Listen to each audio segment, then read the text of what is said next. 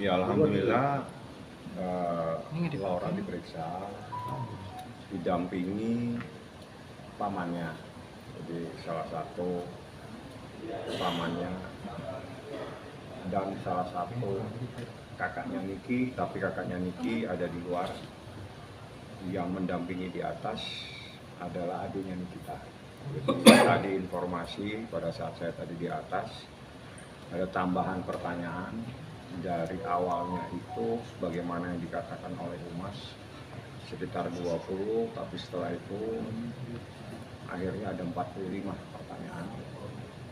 Dari proses 45 pertanyaan itu kan pasti terkait dengan proses peristiwa yang terjadi sebagaimana yang dilaporkan oleh Nikita Mirzani.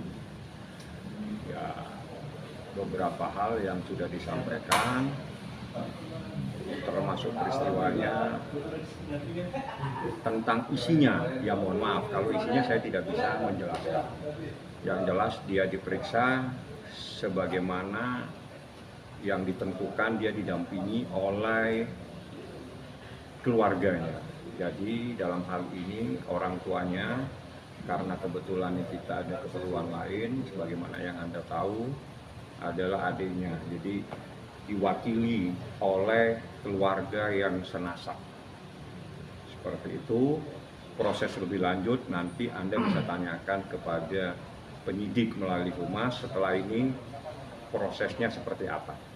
Yang saya harapkan dengan adanya proses hari ini, maka semakin cepat prosesnya supaya ada hal yang menjadi kepastian hukum dalam proses yang bergulir sejak dilaporkan pada bulan September tahun 2024, seingat saya seperti itu. Bang, apakah ayah kandung Laura mendampingi? Maksudnya? Ayah kandung Laura sendiri mendampingi? Enggak. Yang mendampingi adalah adiknya Nikita Mirzani. Apa harus saya ulang lagi? Bang, untuk Kondisi Laura bang mungkin saat diperiksa. Baik, alhamdulillah dia sehat. Ya biasa lah ya, dia ditanya dia jawab. Apapun pertanyaannya dia jawab. Jawabannya seperti apa? Insya Allah yang bisa menjelaskan itu adalah penyidik. Sebetulnya saya hanya menyampaikan ada 45 pertanyaan saja. Isi pertanyaan saya tidak boleh sampaikan karena ini yang diperiksa adalah anak di bawah umur seperti itu. Untuk komunikasi sebelumnya dengan Niki seperti apa Bang?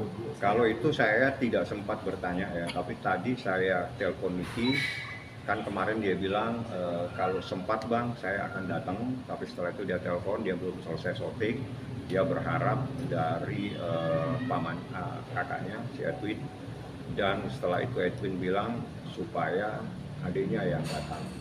Jadi ada 2 orang yang mendampingi sebagai perwakilan secara nasab, Edwin dan Lintang.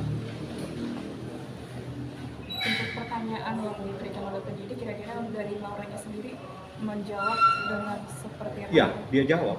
Tapi isinya kan saya tidak boleh sampaikan. Ya.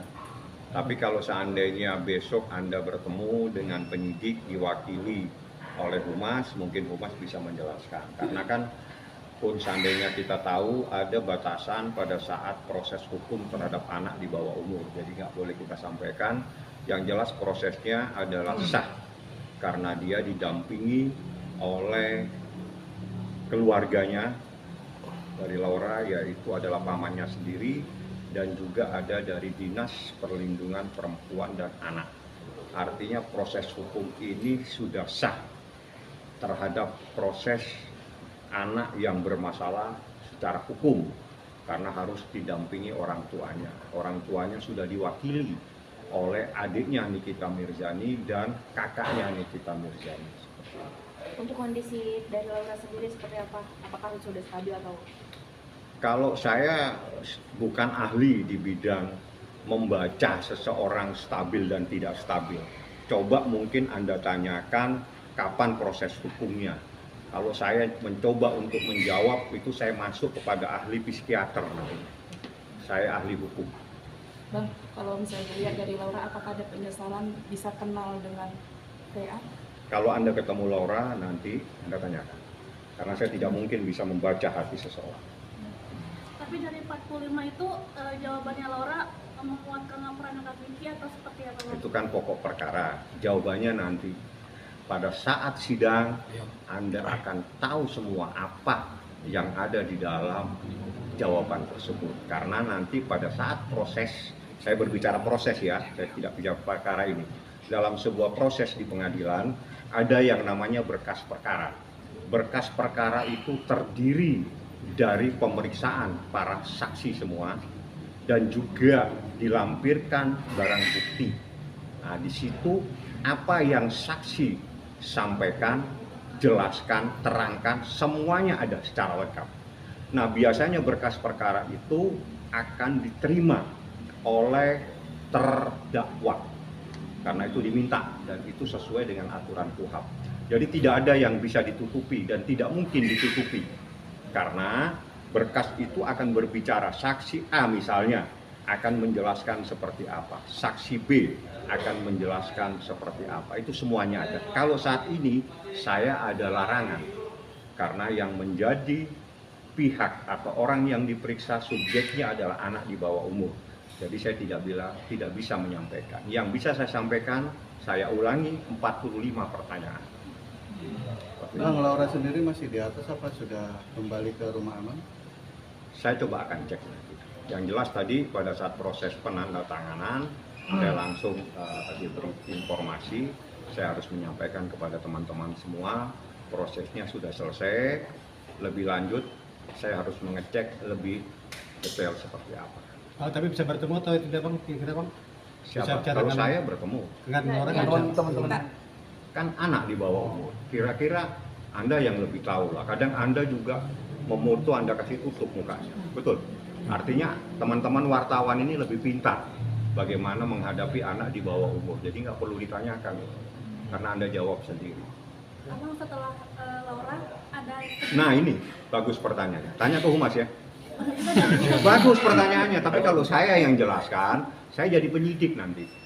udah ada informasi dari penyidik ke abang, kita ada lagi nanti dipanggil dari pihak ini. Kalau saksi lagi, sepertinya tidak. Cukup ya bang ya. Sepertinya tidak. Tapi kalau ada pihak, nah itu tanya, siapa itu, kapan? Untuk Laura sendiri cukup artinya. Nanti itu penyidik, apakah diperlukan tambahan, ataukah nanti ada hal-hal lain. Terus setelah ini siapa yang akan diperiksa, itu saya pikir hak sepenuhnya ada di tangan penyidik. Biasanya Ibu Humas lebih banyak tahu. Lagi, yang jelas Nick sudah selesai. Saya sampai di situ saja. Kak Diki ini jawabnya?